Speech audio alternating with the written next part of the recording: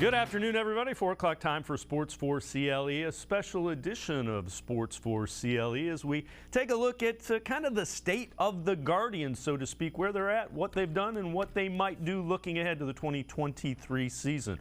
One thing the Guardians have done, they went out and got that middle of the bat that everybody wanted them to get last year, Josh Bell. The Guardians signed Josh Bell to a 2-year, $33 million contract. Bell is without question a power hitter that actually hits for some average.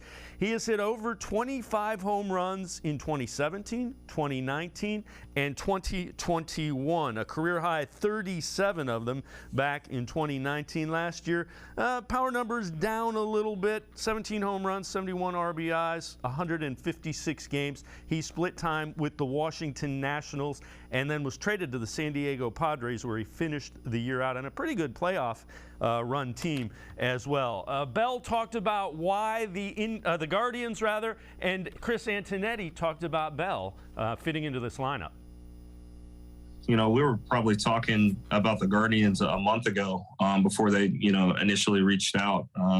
He said it would be a good fit. Had just said the same thing.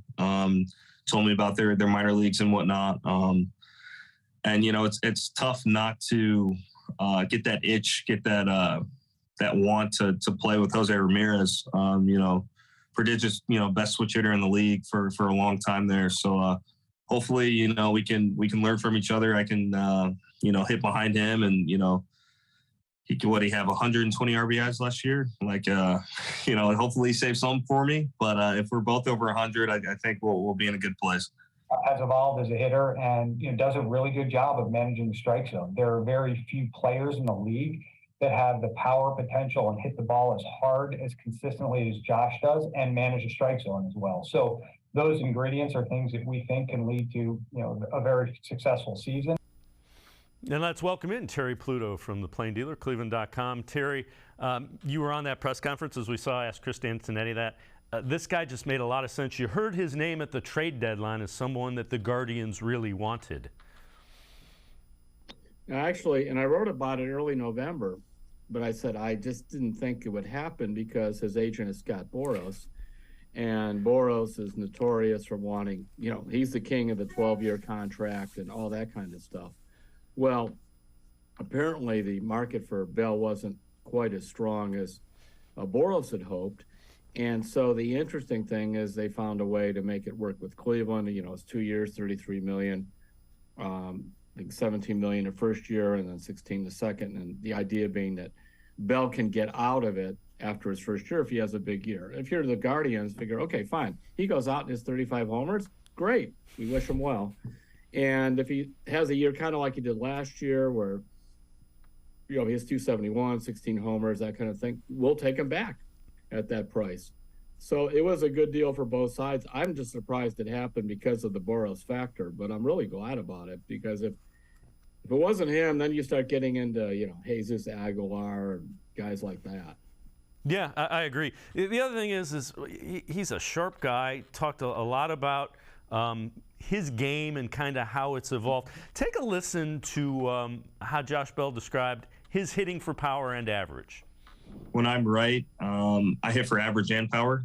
And when I'm wrong, I don't hit for either. So, my numbers were decent. I would say that the power numbers were down a bit. I think across the league last year for a lot of guys, especially guys that, focus on driving the ball to the opposite field. But I think this year, you have a runner at first base, you roll a ball over and you get rewarded, and now it's first and third as opposed to a double play ball with a shift last year. You can take more chances. I think offense is going to be, a huge part of the game again, getting guys on, getting guys over, and getting guys in. So if I can leave the yard, then so be it. But if we're winning a ton of games and, I'm leading the league in doubles, I think, I'll be just as happy.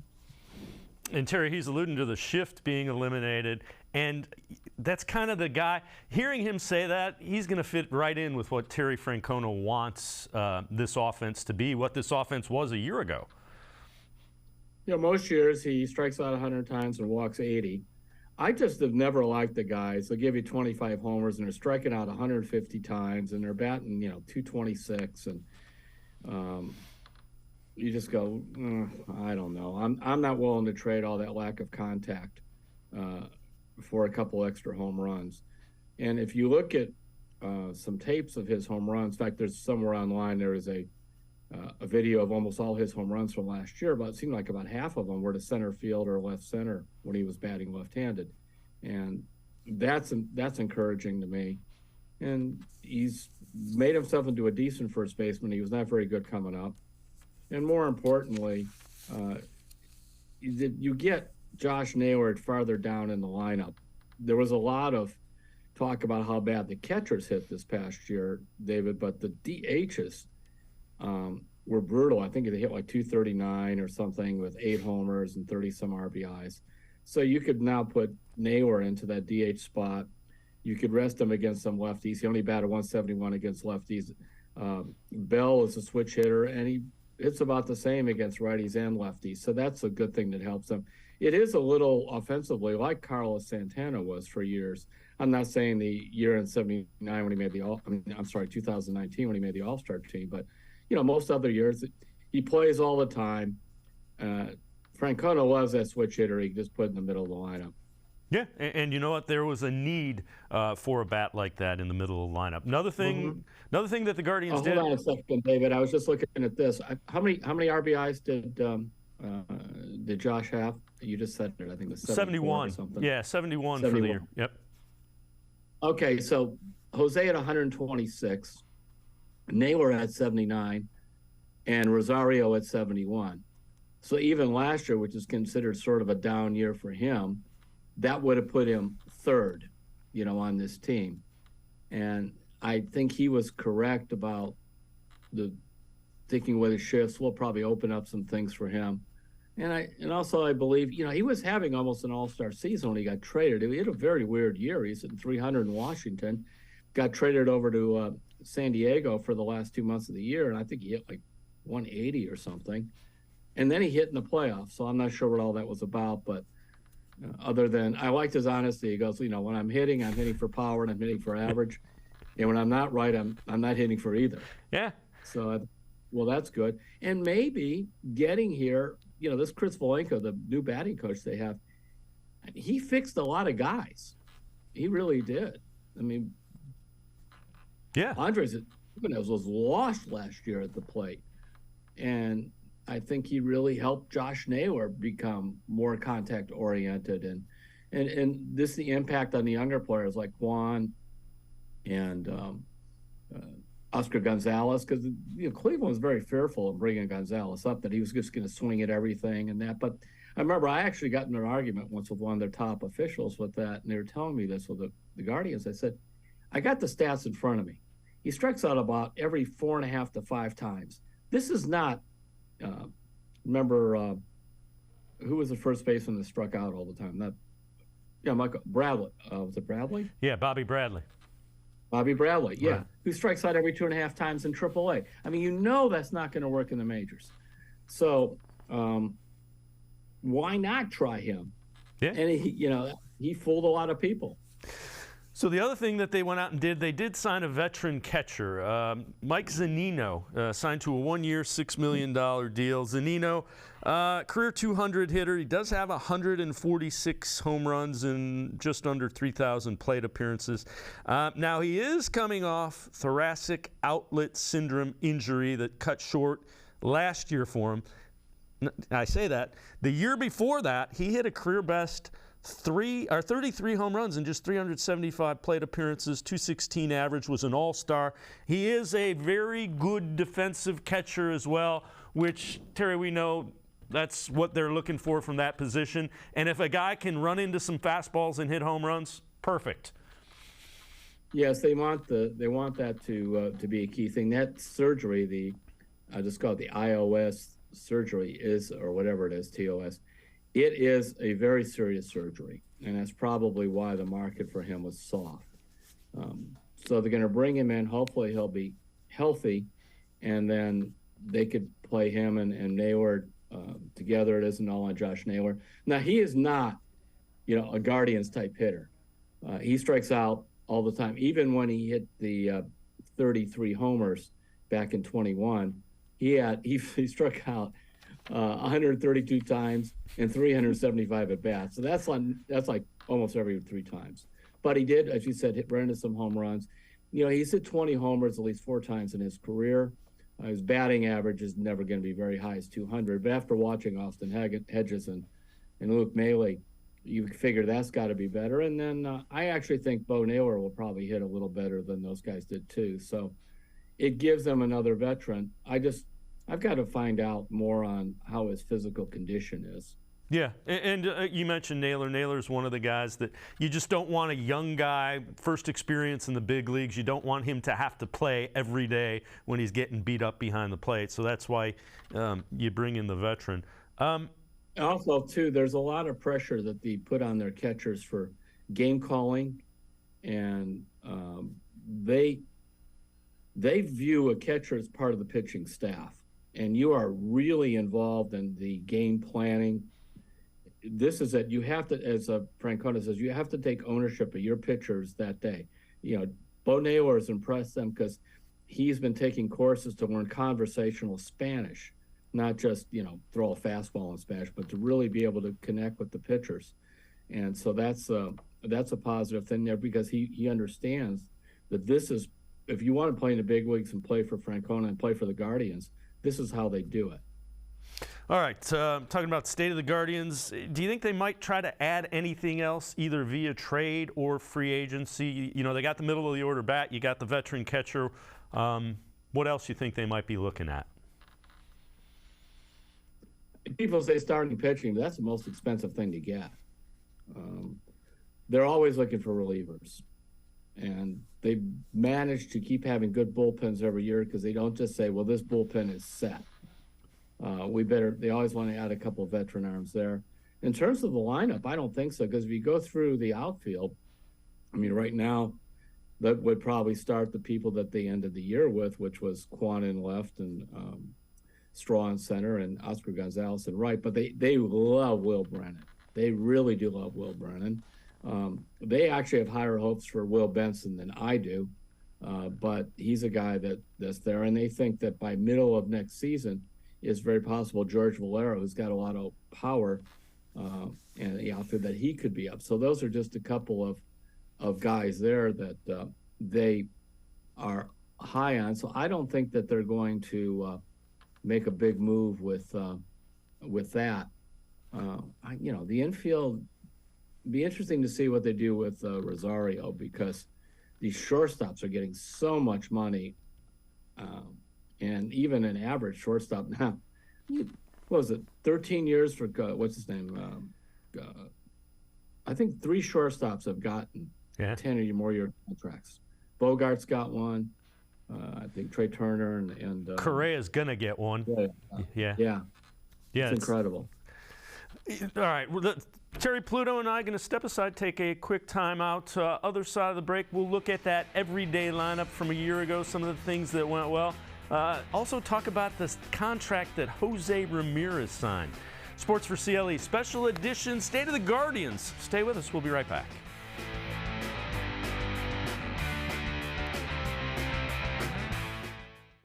The Ohio Lottery Partners in Education program recognizes role model students and teachers from across Ohio. Nominations can now be done completely online. To nominate a deserving teacher or student, go to ohiolottery.com. In the About section, find Partners in Education. There you will find links to the nomination forms. Students kindergarten through 12th grade can be academic all-stars.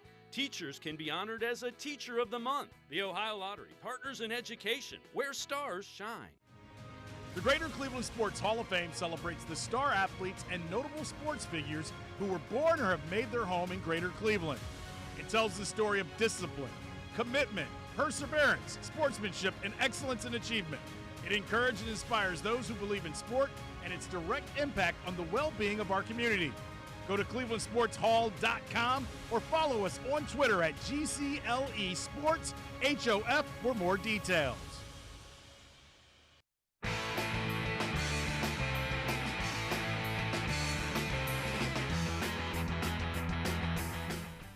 We continue talking the state of the Guardians with Terry Pluto from cleveland.com. Terry Francona sat down with Cleveland native Chris Rose at the winter meetings, talked about last year and his health. Obviously, it's been well documented about your health, and this year, thankfully, you made it through the season and you had such a good run. Have there been times in recent years where you're flying to Kansas City at 2 in the morning and you're thinking to yourself, yeah, the last couple of years, not this year, but the 2 before were really tough. And in fact, if I wasn't working in Cleveland, I probably would have gone home. That's how much I love the place I work. Mm-hmm.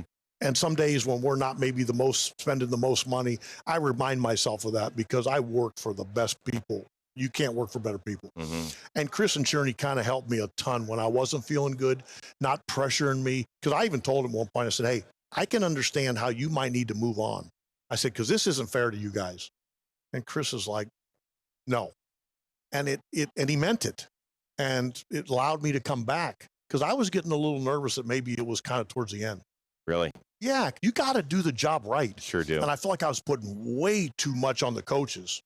And I probably still do, but they're so good and they allow me to get off my feet sometimes. And, DeMarlo and Carl and Sandy and Sarby, I mean, the guys, they help me survive or I wouldn't be able to do it. And with that, let's bring Terry Pluto back in. Terry, it is it's amazing to watch how he brings young guys. And I mean, think about it. A few years ago, it was the pitchers that came up and you needed them and they contributed. This year, you're starting all kinds of new guys, and somehow there's an environment where they can succeed and flourish. A couple of things from that interview. Number one is Tito had not made it through the previous 2 seasons, 20 and 21. He was not able to finish. And it really bothered him because, look, you're a manager. You got to be around for the whole thing. And he's lost track of how many surgeries he's had, more than 40, and several of them in major surgeries. Nonetheless, unlike a lot of teams who perhaps wouldn't be patient in those situations, Mike Chernoff and Chris Antonelli go, if not Tito, where do we go for another manager? My guess, by the way, they probably would go with DeMarlo Hale. If they were to do that, because they really like him. They like Sandy too, but I think Halo will get the job, but they don't want to go there. So the idea being, let's have Francona do what he does best, which is handle people and deal with these guys. Because I remember Mike Hargrove told me, we have no clue what a manager has to handle because, somebody's getting divorced, somebody has a sick kid. You're getting all that kind of stuff that you listen to too, almost like you're a priest and confessor, along with being a guy that's trying to get them to play well. And when you have so many young guys, they're afraid they're going to go back to the minors. Francona is a very good reassuring presence. And then now flip it up from Paul Dolan to Chernoff and Antonetti. They are very reassuring to the manager. They don't like to fire people at this place. And there's a reason they've won. They've been to the playoffs 6 times in the last 10 years. They've had 9 winning records in the last 10 years. And it's all been with Francona. They've got the right combination there. And if they have to accommodate somebody because they're older, that's just smart and good business. Yeah, I agree wholeheartedly. Let's talk a little bit about the contract Jose Ramirez signed last year and how important that was to this franchise. 7 years, $141 million. Had they not got that deal done at the end of spring training, there's a very good chance that he would have been traded probably to San Diego, although Toronto was trying to get him too for, more Padres prospects. Cleveland looks like you never have enough Padres prospects. And that was probably what was going to happen. But Jose's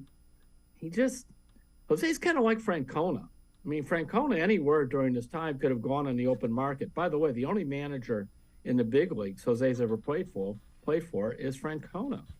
So he just thought, this is a good situation here. People don't bother me. I think you saw what happened to Lindor. When Lindor went to the Mets. Yeah. And all the New York stuff and the contract and here. I mean, they're going to build a statue to this guy here. They really are.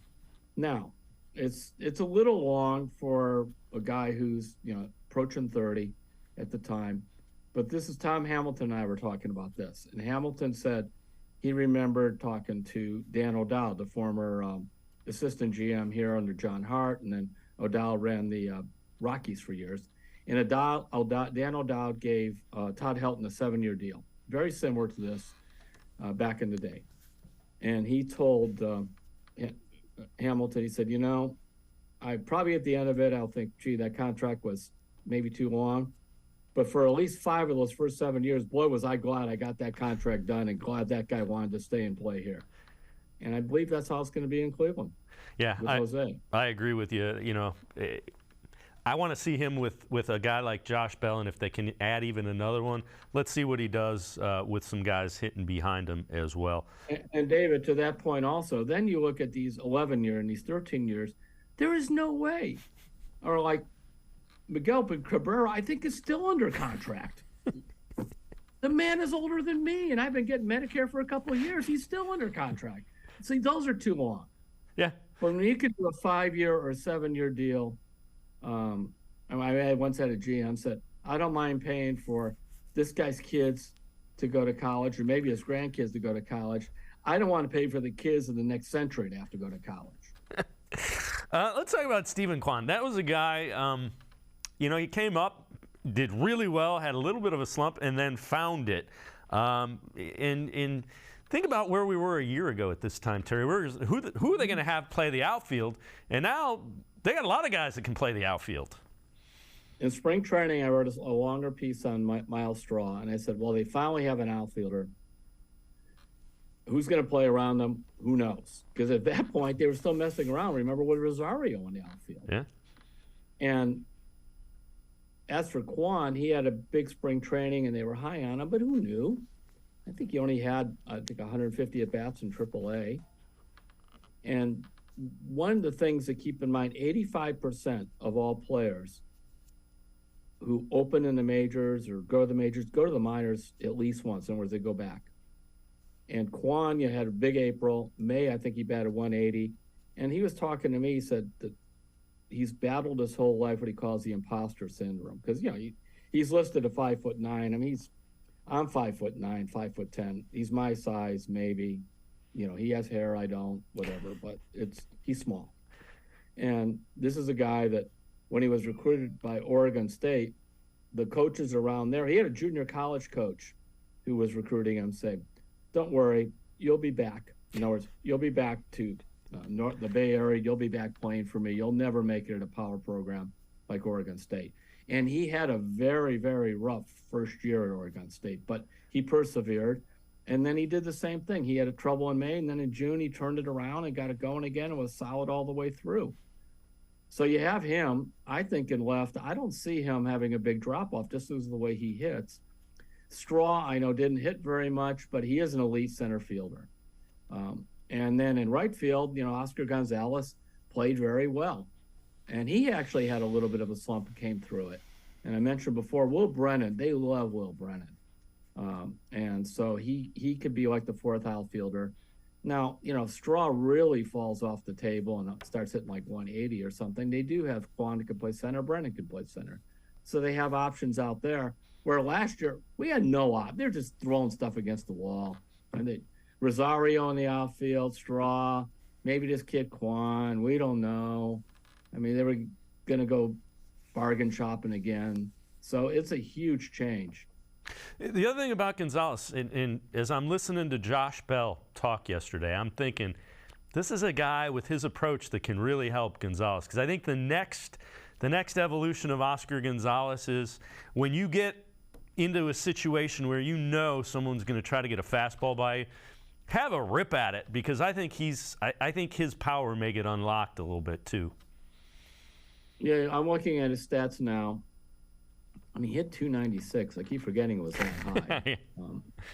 He had 15 walks and 75 strikeouts. They're always worried about the walks, but 75 strikeouts and almost 400 plate appearances.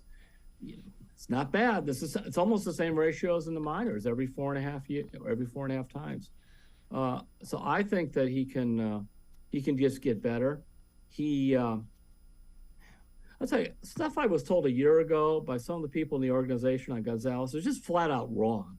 Number one, I was told he was not in good shape. Now, maybe a year and a half ago or so, that was the case. It's certainly not now. Number two, I was told he was a bad outfielder. He is a pretty good outfielder. Yeah, and he throws extremely well. And number three, that he swings at everything, and that would just make him totally vulnerable, the Bobby Bradley syndrome, in the majors. But the numbers didn't do that. For whatever reason, he's a little like Quan. He had to defy the stereotypes that had him locked into that he just a free swinger wouldn't have the discipline. So now, if he is around a guy like Bell, I think where he could see, how to draw a few more walks. And then they don't want to have him start thinking about hitting home runs so much. I mean, by the way, this is a guy that hit 24 doubles in less than 400 at bats. That's really a good ratio. So it's almost like don't mess with him too much. Yeah, no, I would agree. The other guy, and we touched on him a little bit last segment, what about the development of Jimenez? That was a guy that, the Mets probably rushed him to the big leagues a little too early. And then here they kind of bounced him back to AAA a little bit to 2 years ago. But, man, was he ready to go a season ago. And Gold Glove defender. I wonder, do you leave him at second base because he's so good there? I mean, he can play shortstop, obviously. Yeah, I do. I would leave him there. Why not? Robbie Alomar was a shortstop some in the minors, and that was going to be his position. Then he came to the big leagues as a second baseman, ended up making the Hall of Fame. I'm not saying that that's what happens with Jimenez, but what I am saying is that he found a spot.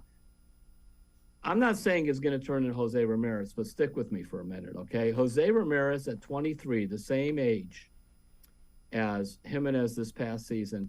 Jose batted .312 with 11 homers, 76 RBIs, 825 OPS. And then if you turn around and then you look at what Jimenez did this past year at the age of 23, he batted .297 and he hit 17 homers, 69 RBIs, very similar stats. And that shows, I think none of us thought that a 23-year-old Jose Ramirez would turn into a 30 to 35 home run guy, even after that big year in 2016. But he did. And these guys are so young, and they signed so young. Remember that. Jimenez signed at the age of 16. Now, he was a hot prospect out of Venezuela. The Mets signed him for like $1.8 million. That's a lot of money back then. Jose signed for $50,000 out of the Dominican. And this is the story that I was told by Paul Mirabelli, who was their international scout. And there was a bird dog there. And he said, you got to see this kid, Ramirez. And Ramirez wasn't even playing in the best amateur games there. And on top of that, Ramirez was playing second base. All the elite prospects always played shortstop. But he watched him in a doubleheader, and the kid goes like 6 for 8. And then he watched him the next day and a couple more hits. And then basically the minimum bonus they kind of gave out was $50,000, and that's what they signed Jose Ramirez to. Now, here's the kicker. So I'm getting to write this story several years ago. And then Mirabelli sends me a picture. He says, this is the diamond where I first saw Jose Ramirez play. And it looked like just, some diamond at Brookside Park or whatever, only there was a donkey grazing in the outfield. And he said that they would let a couple donkeys graze out there in between games and cut the grass anyway. So there you go. All right. Before we go to break, how important is the way this team plays defense, especially up the middle? Rosario, I think, is probably – he's an above-average defensive. You look at Straw, though, in center. You look at Jimenez, Gold Glove kind of guys. Mm-hmm. And they want that from their catcher. It's pitching and defense up the middle. It's age-old. Yes, and Rosario is an underrated offensive player. They get on him because he doesn't walk enough or whatever. I sometimes get a little tired of that. I'm just looking at the fact that – remember Rajay Davis when he was here and he was with Detroit? You look at the numbers, and he would hit like 270, 280, but didn't seem like a ton of power or whatever. But every time you're playing, I'm going, this guy is a pain to play. He's on base. He's hustling all the time. Well, that's Rosario. Rosario at 283. The last 3 years, the last 3 years are 162 games, you could almost write down next to his name 13 homers, about 65 RBIs. He hits about 280.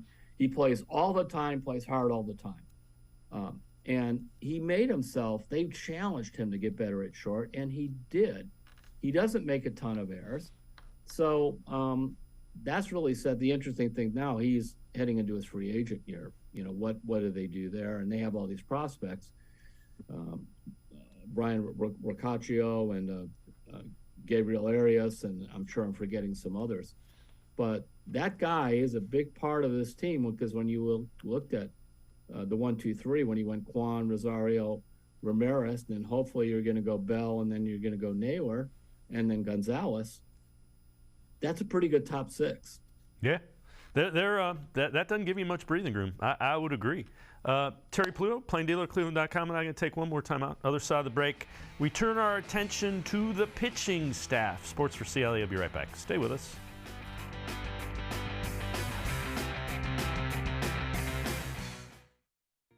The Ohio Lottery Partners in Education program recognizes role model students and teachers from across Ohio. Nominations can now be done completely online. To nominate a deserving teacher or student, go to OhioLottery.com. In the About section, find Partners in Education. There you will find links to the nomination forms. Students kindergarten through 12th grade can be academic all-stars. Teachers can be honored as a Teacher of the Month. The Ohio Lottery Partners in Education, where stars shine. The Greater Cleveland Sports Hall of Fame celebrates the star athletes and notable sports figures who were born or have made their home in Greater Cleveland. It tells the story of discipline, commitment, perseverance, sportsmanship, and excellence in achievement.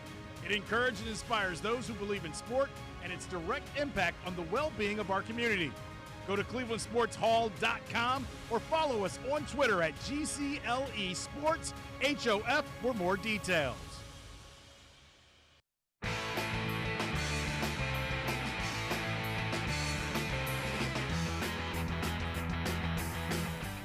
Welcome back. Special edition of Sports4CLE, State of the Guardians with Terry Pluto from cleveland.com and the Plain Dealer.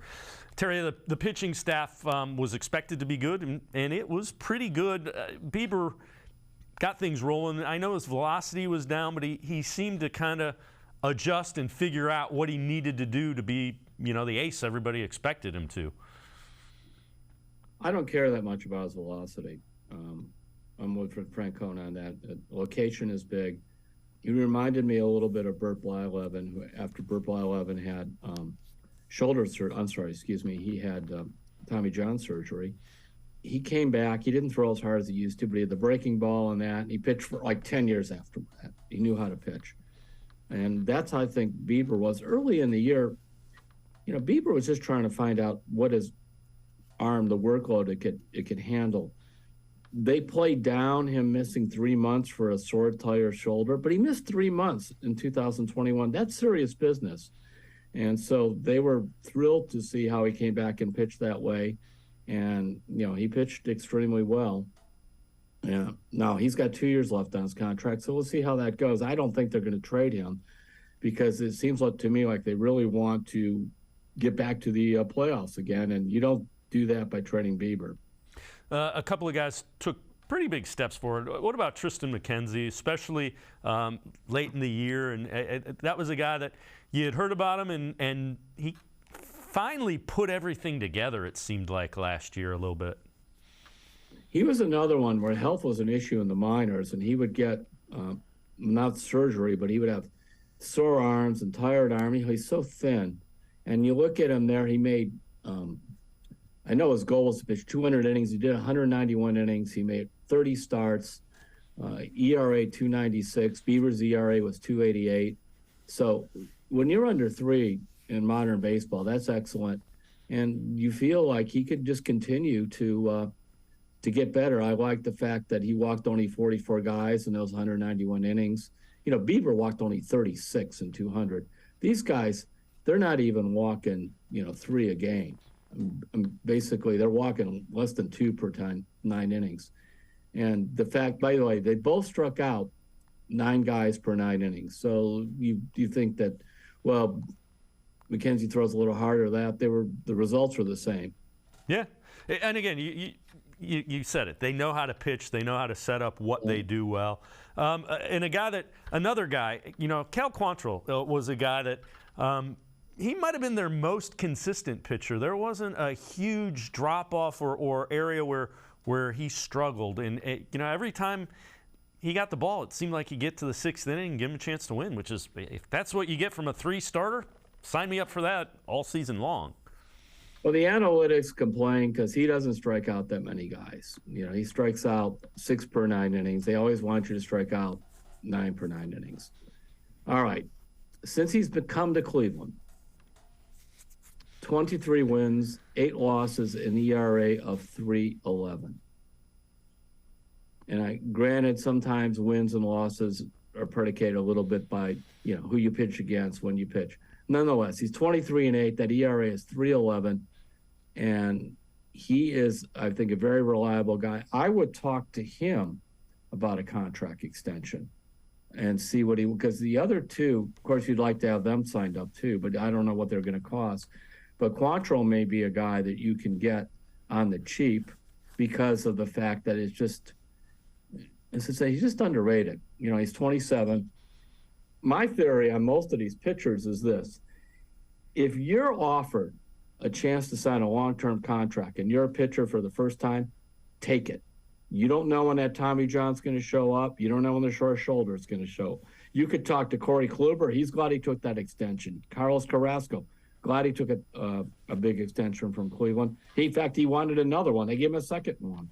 And even go back to Jake Westbrook. Those are the last 3 pitchers where they gave probably long-term extensions to. And all 3, by the way, did get hurt. And we're glad they had that money. Yeah,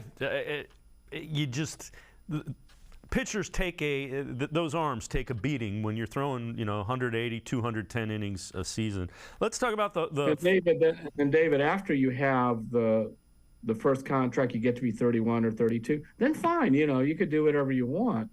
But you're set. I mean, you got $20-30 million in the bank, kind of like what you get doing the show, right? So you don't have to worry about anything.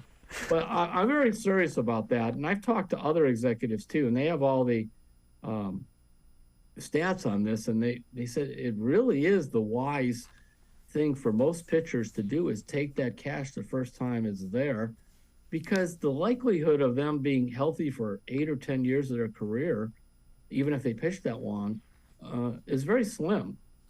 Yeah, I mean, it makes sense. Aaron Savali and Zach Plesac, those are, ideally the 4 and 5. Savali's got it, couldn't quite stay healthy. Would be intrigued to see if again, there's some things about him that are intriguing. Do you see both of those guys being the 4 and 5 again? Do you think they may look elsewhere? Savali's not been the same since he hurt his finger in the middle of the 21 season. Remember, he was on his way to making the All-Star team that year, and his ERA since then is like over 5. And he's had wrist and other injuries. I don't know what to think of him.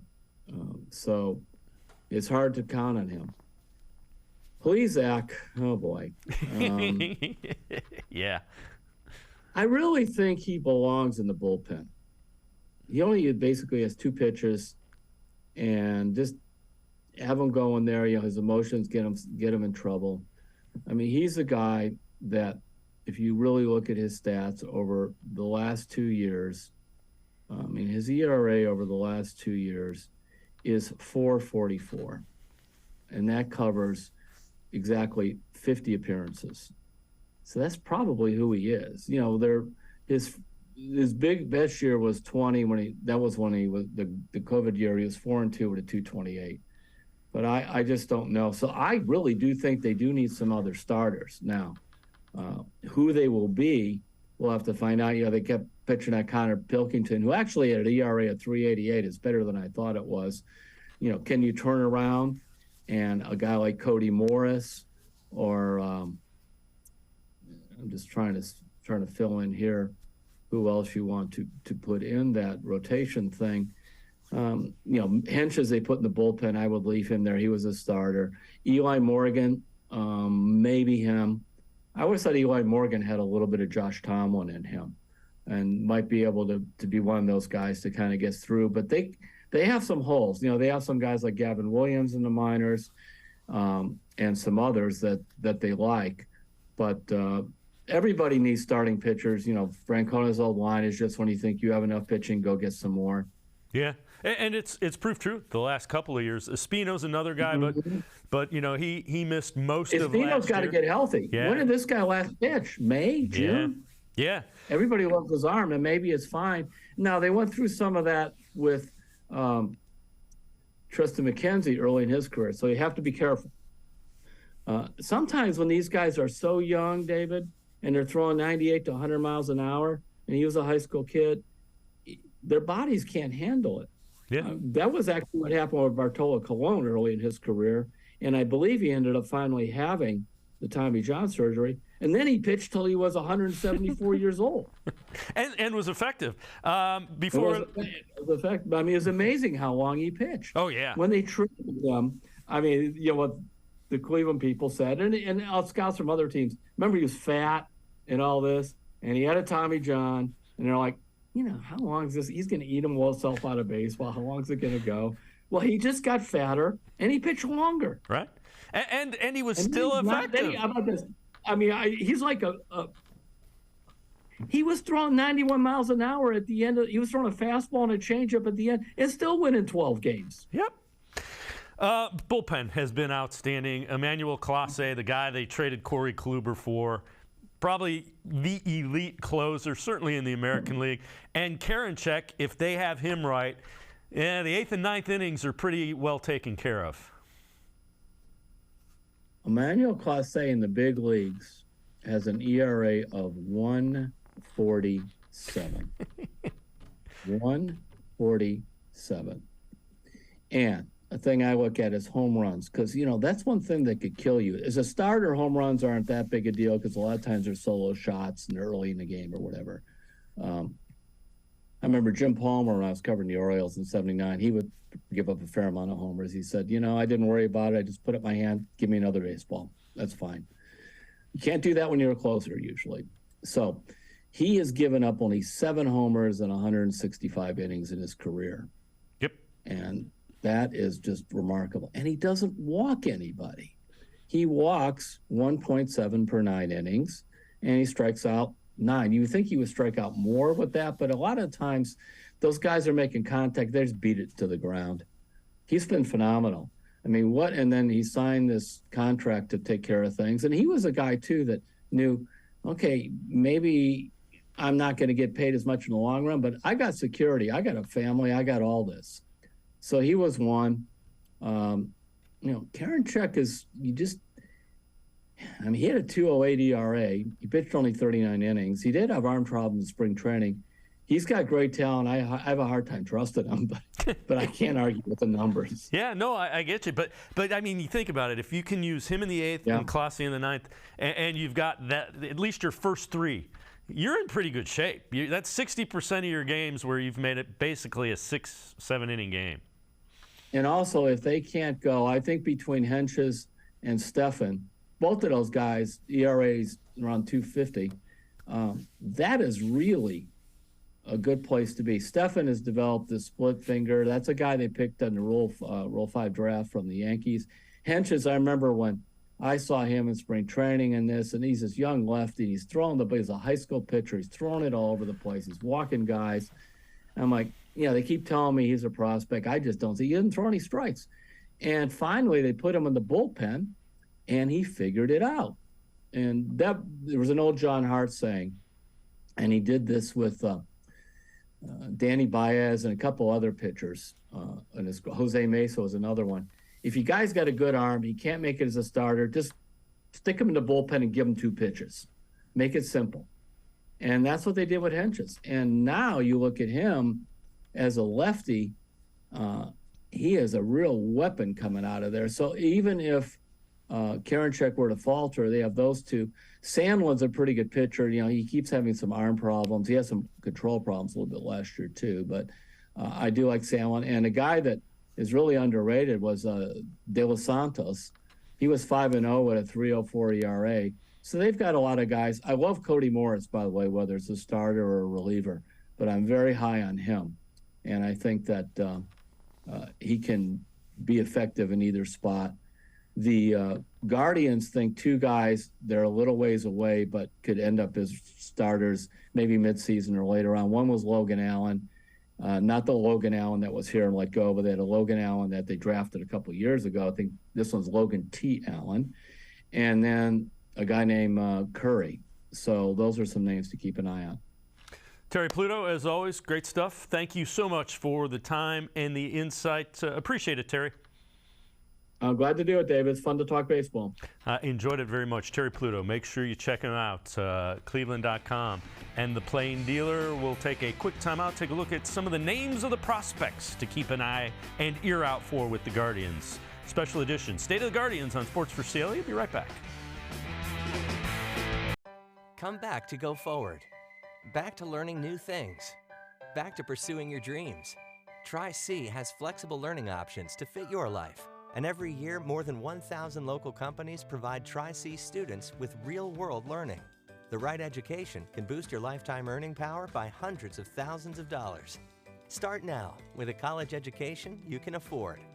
Tri-C, where futures begin. The Ohio Lottery Partners in Education program recognizes role model students and teachers from across Ohio. Nominations can now be done completely online. To nominate a deserving teacher or student, go to ohiolottery.com. In the About section, find Partners in Education. There you will find links to the nomination forms. Students kindergarten through 12th grade can be academic all-stars. Teachers can be honored as a Teacher of the Month. The Ohio Lottery Partners in Education, where stars shine. The Greater Cleveland Sports Hall of Fame celebrates the star athletes and notable sports figures who were born or have made their home in Greater Cleveland.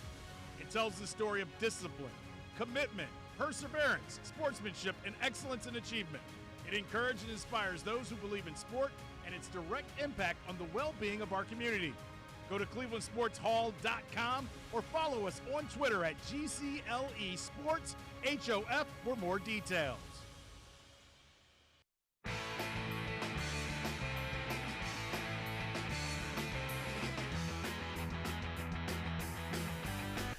We continue talking Guardians here on our State of the Guardians special on Sports4CLE.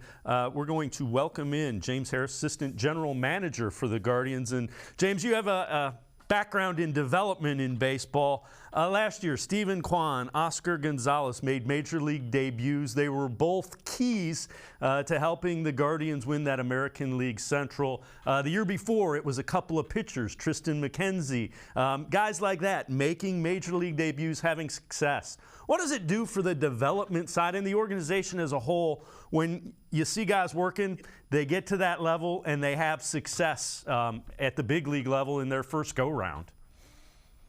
Yeah, it's an organization energizer. These players are acquired through different means through our organization, whether it be through our international signing or our amateur drafts, or our scouting department and our acquisitions department are involved in their selection. Then they come in through our development department and work with our guys year after year. So when they make their debut at the major league level, there's dozens of people that who have helped those players. So we're really proud of them, and it energizes the other players and staff. It's not the norm necessarily that a guy comes up and doesn't have to go down and kind of adjust and tweak. That's just the way it normally works. Is there that kind of feeling as well? Get a taste of it. If it goes well, great. If not, we'll figure out how to get you successful at the big league level. Yeah, we try to have a smooth transition for all of our players. So when they get to AAA, we start to introduce them to things that they would see at the major league level. So maybe they wouldn't be a starter at the major league level. They'll have to come off the bench or pitch hit or defensive replace. So we try to get that done in AAA. But there's guys like Steven Kwan that go up and don't come back. So we get those as well. So we're happy for them either way. But the typical route is to continue their development by being able to go down and refine some skills in AAA.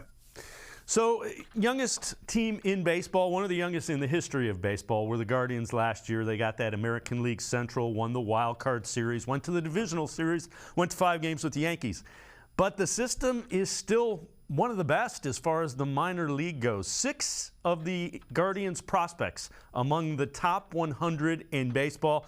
Let's talk about a guy that's on the mound, a 21-year-old kid, Daniel Espino.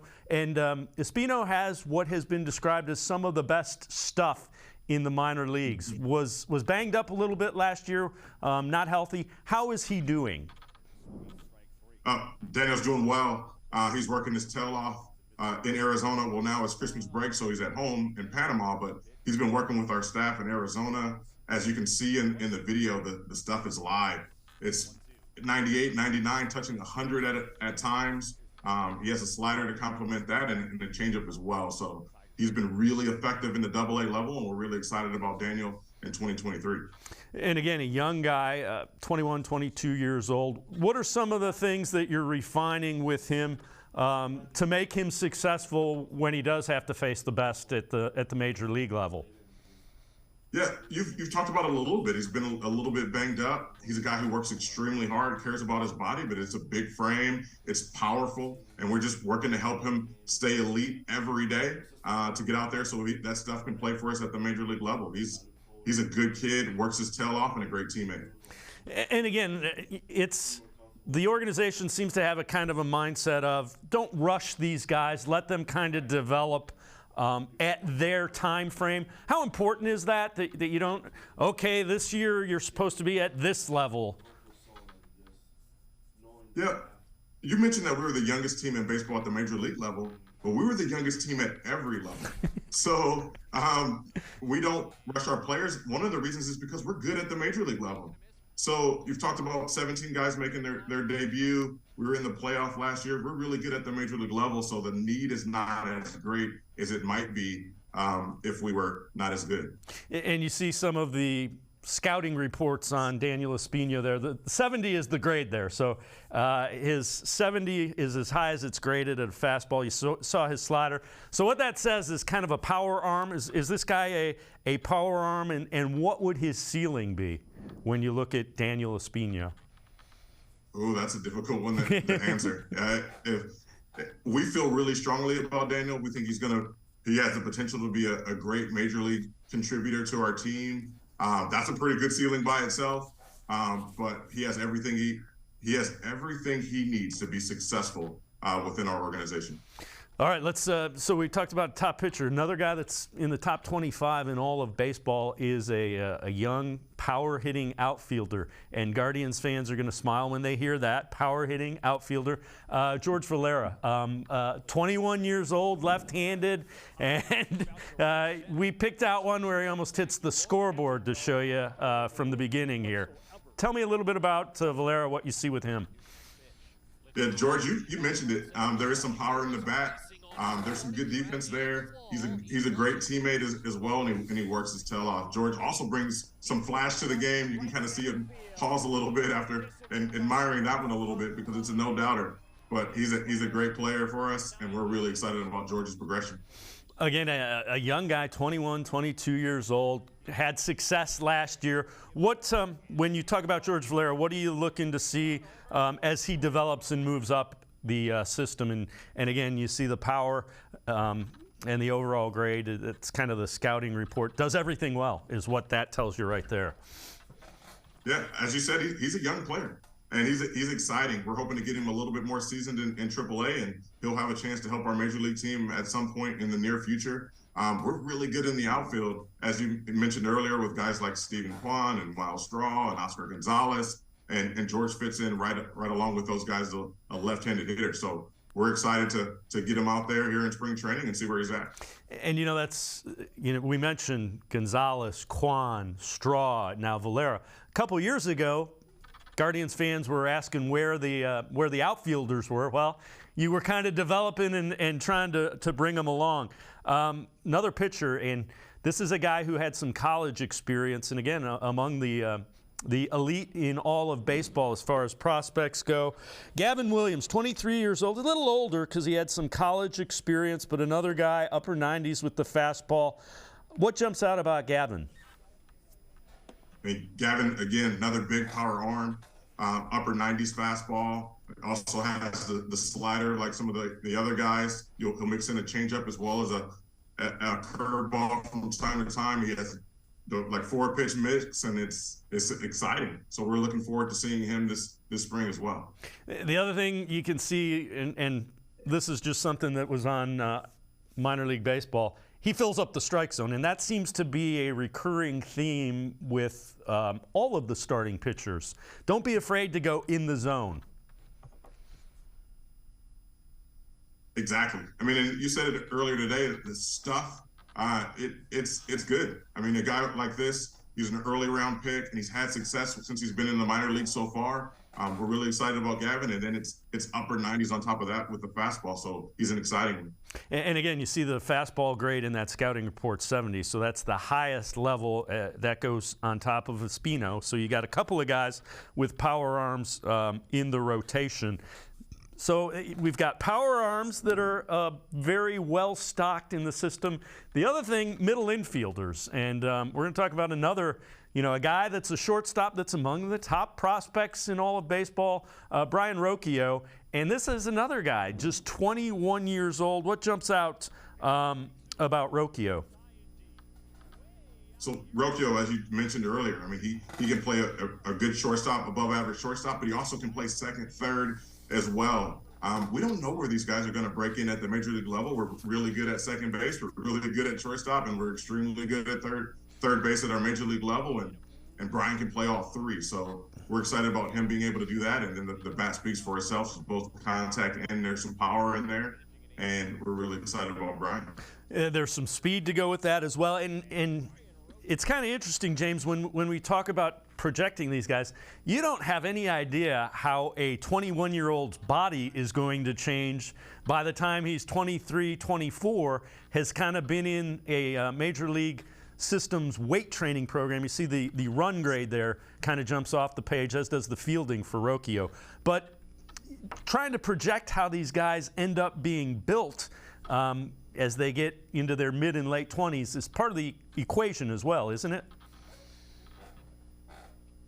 Yep. Brian came to our organization at 16 years old, and he was 145 pounds. So it was hard to even project what he would be in AA or AAA. And now he's well over 175. So he's still maintained his speed. He's maintained his defensive versatility, and he'll continue to grow. You talked about we don't know what the body's going to do. We don't know where our major league need is going to be. So we have to keep these guys versatile. The other thing, next guy that we're going to talk about, again, all of these guys are in the top 100 prospects as graded by Major League Baseball Pipeline, MLB.com.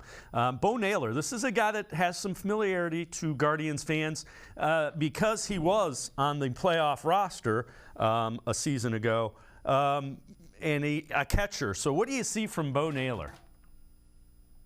Well, it starts with the defense. There's plus defense there. He has a great relationship with the pitchers. He does good with game calling as well as framing behind the plate.